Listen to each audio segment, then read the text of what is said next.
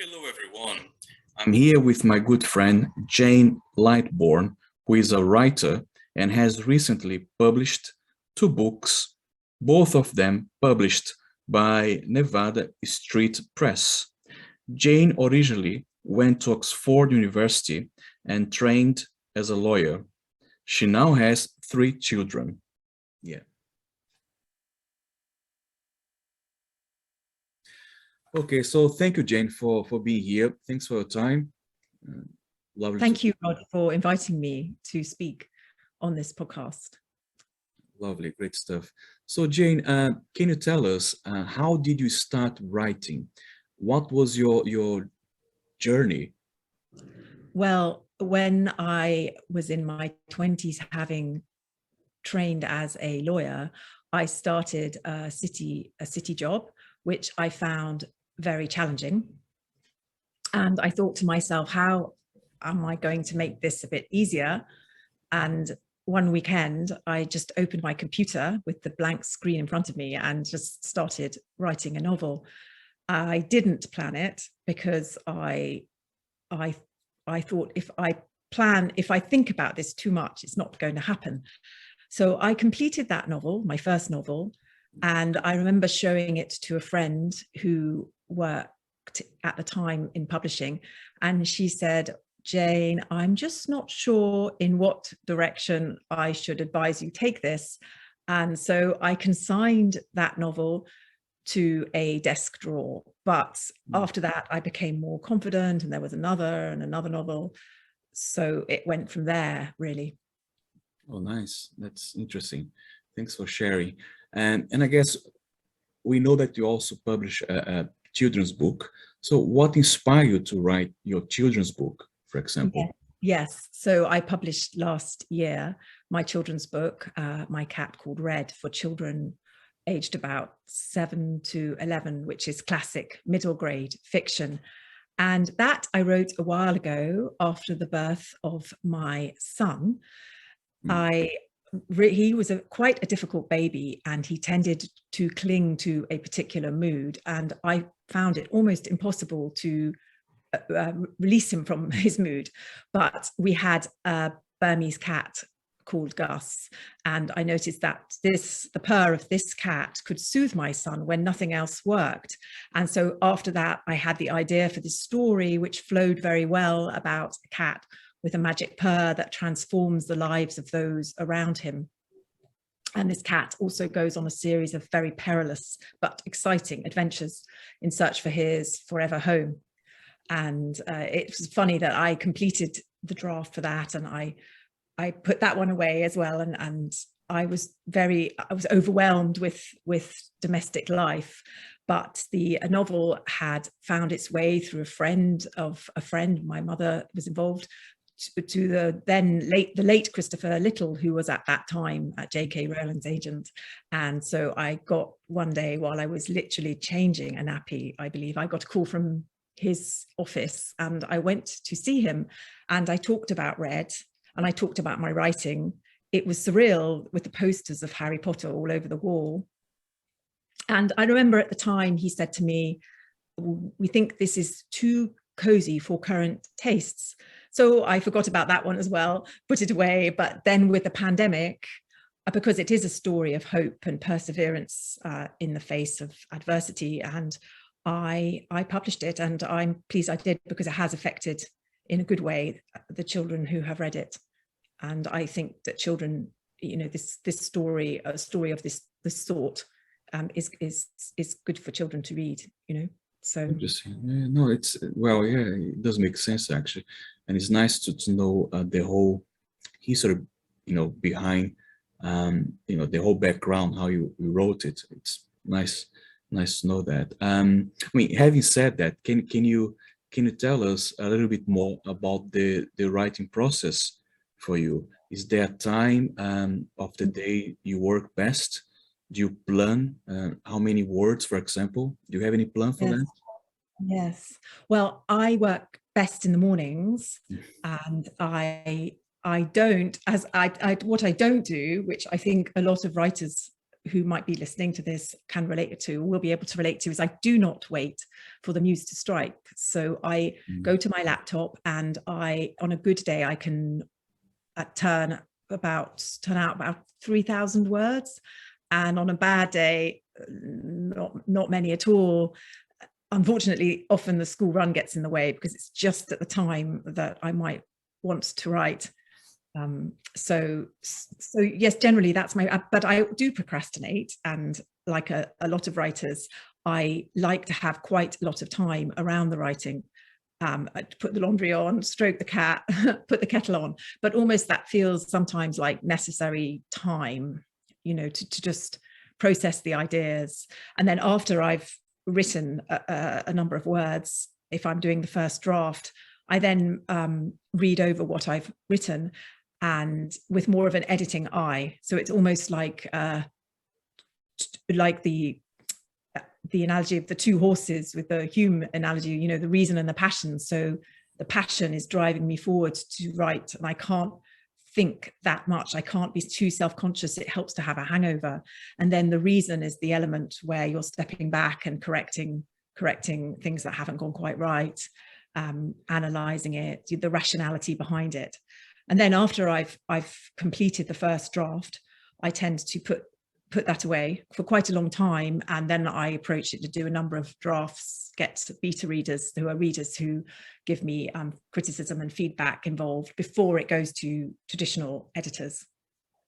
And so yeah, Red flowed very well, but Loss was quite a hard write. Had a number of drafts to get that right, really. And yeah, so it's definitely, and yes, it's an interesting process. And I can see that. Yeah, I like your the comment about the horses. Yeah, it does make sense for everything in life, doesn't it? And especially for writers as well, because you need to have the passion, but also the discipline, isn't it? Yeah, it's interesting. No, thanks for sharing that. Very insightful as well. I mean, talk about writing and of course, and writers. You did mention this word there. What writers do you admire, or who inspire you? Any older or any new writer, for example? Can you tell us? Yes, I was, when I was younger, I read a lot, but it's a shame that children don't read so much now. I think that a lot of the screens have taken over in a big way. And I'm not going to blame TikTok, because TikTok was great for selling books. But yes, but I when I was a child, I read Watership Down, and I read Black Beauty, Anne of Green Gables. And then, I moved on when I was a teenager, and I read some Russian literature, and I read, some American literature. I love Steinbeck and Hemingway. I also like Paul Auster. And I think that Joyce Carol Oates is a genius. And then, I also love Rose Tremaine. And I read obviously classic English, fiction as well. So I've always loved reading, and I'm really interested in every different style of writing. I don't really like any kind of snobbishness about books. I just think it's brilliant when people read and they enjoy what they're reading. And as a writer, you've got to pull your reader in with a strong plot and strong characters. So no, well, yeah, I like your perspective as a writer to share that. Yeah, as a reader, I fully understand. I agree.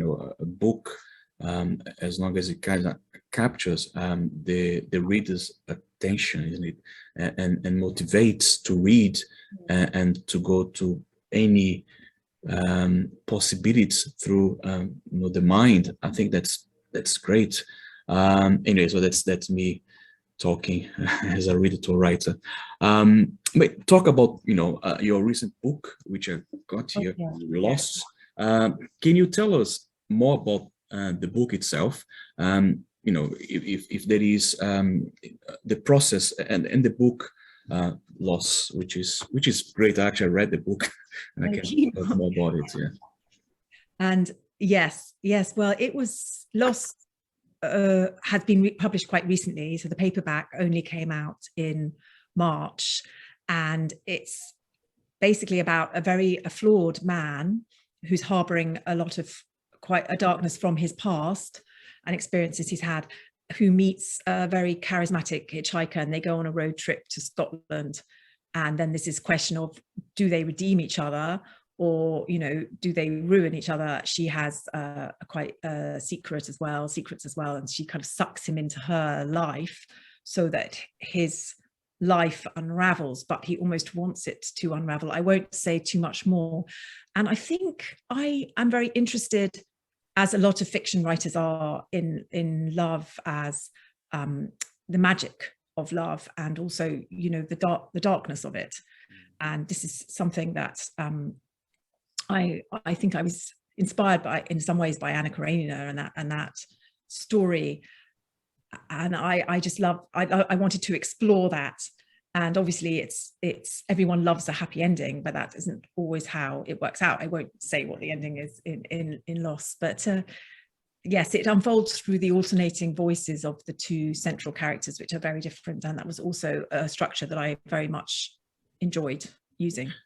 I must say, if you allow me to share, yeah, I mean, the book itself, I think there is a sense of it operates in a number of different levels, and that's life, isn't it? And you know, the way I was read the book and the chapters, the way you structured in this kind of approach, having the two characters expressing, you know, even their own thoughts, it's so mesmerizing, and I was really captured by those dialogues, and I could see a book like this, When You're Lost, could be, actually is a great material for a movie. I could picture the scenes, you know, when it's driving. Anyway, so yeah, it's great actually. And I do write in quite a visual, almost like the reels of a film. So I do write like that as well. And it is, as you're right, it is multi-layered. So, you know, the notion of the damsel in distress is kind of sort of thrown on its head in some ways. So yeah, thank you, Rod. Oh, that's good stuff. Can you describe, you know, to us what an exceptional fiction is for yourself?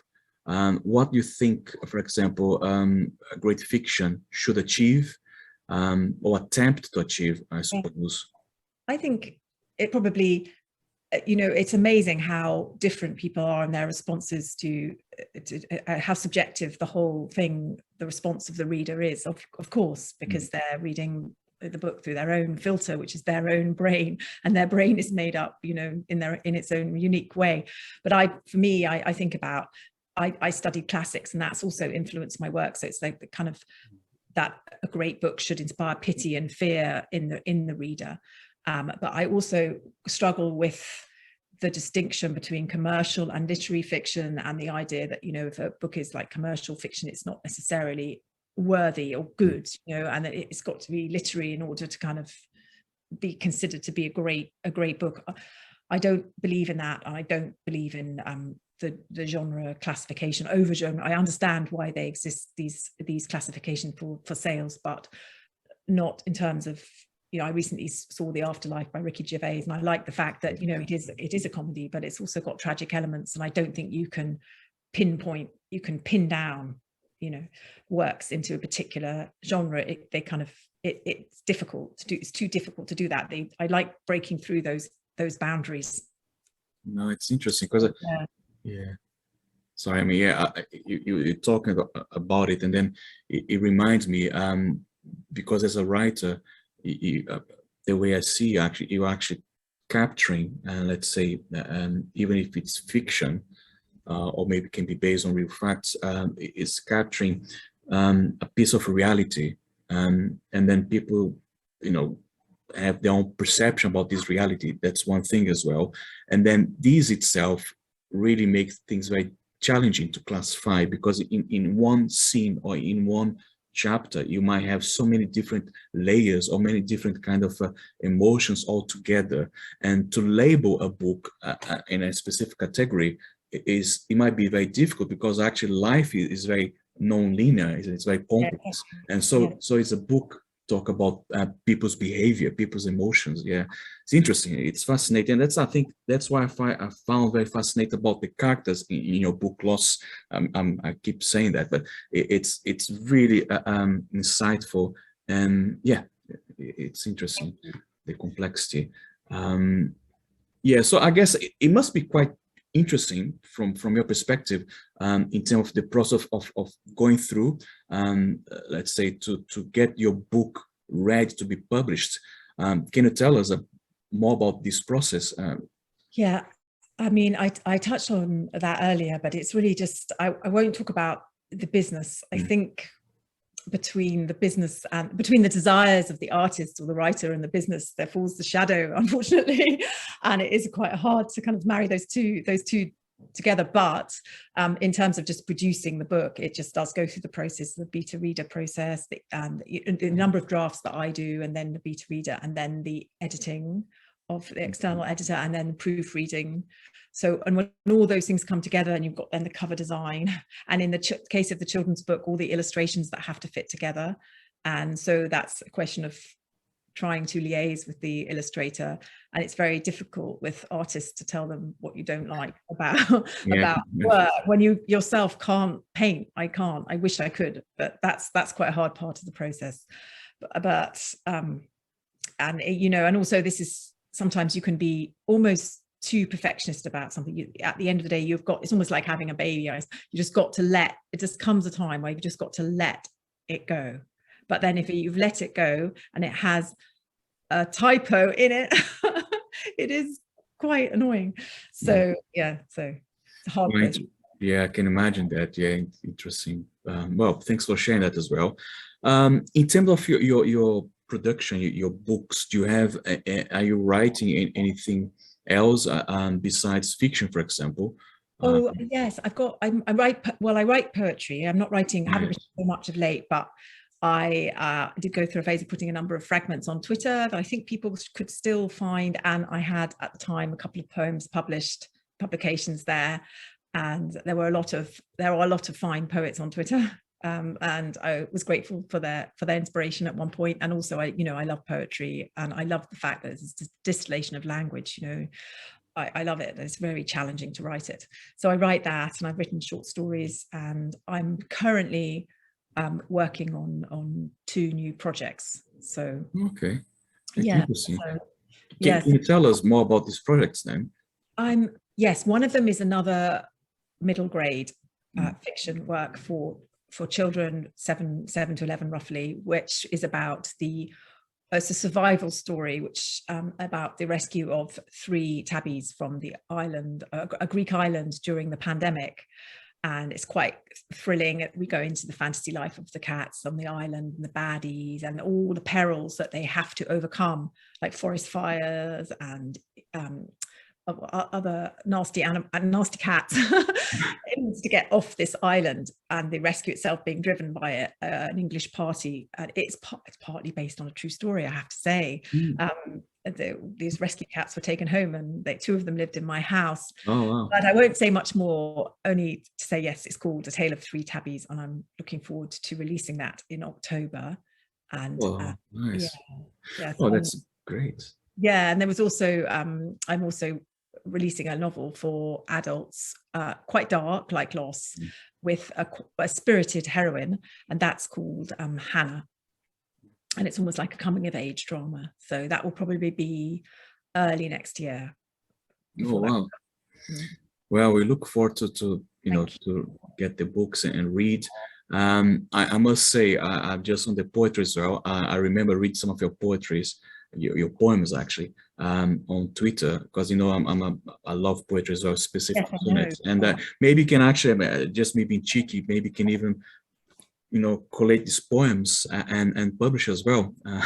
Yeah, I know. I want to do an anthology of the poems that I've done.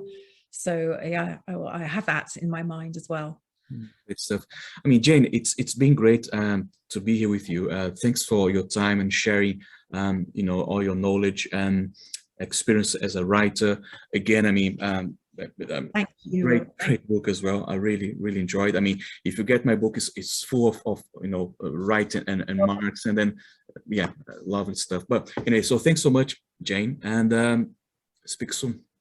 Thank you, Rod. Thank you. Bye.